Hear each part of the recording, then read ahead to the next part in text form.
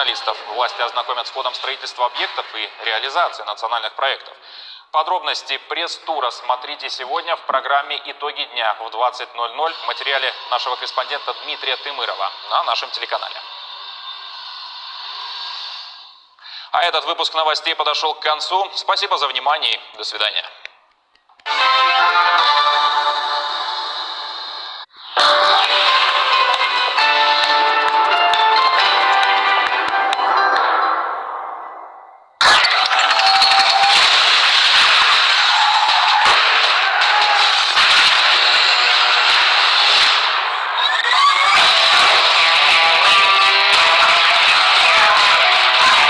Новые герои, новые блокбастеры, новый сезон на РЕН-ТВ.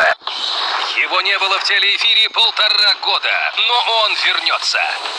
В субботу на РЕН-ТВ, чтобы сделать лучшее шоу в своей жизни. Он разрежет на куски, приправит острым, научит удивлять. Многие даже и не берутся за такие блюда. Но вы не представляете себе, насколько все просто. Я покажу. Кулинар Сталик Ханкишиев о вкусной и здоровой пище. Ждите наши новые герои, новые блокбастеры, новый сезон на РЕН-ТВ.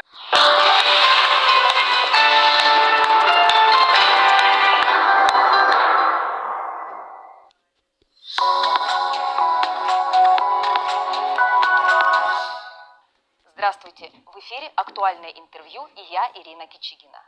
Чтобы предостеречь граждан от действий мобильных и интернет-мошенников, сотрудники органов внутренних дел регулярно призывают нерюнгринцев быть внимательными и осторожными. Однако есть граждане, которые все еще попадают на уловки аферистов. Сегодня с нами в студии начальник отдела МВД России по Нерюнгринскому району, полковник полиции Александр Куликов. Он расскажет о схемах интернет-мошенников и о том, как не стать жертвами данных схем. Александр Николаевич, здравствуйте. Здравствуйте. Расскажите, какие виды мошенничества в отношении граждан в настоящее время наиболее, скажем так, популярны?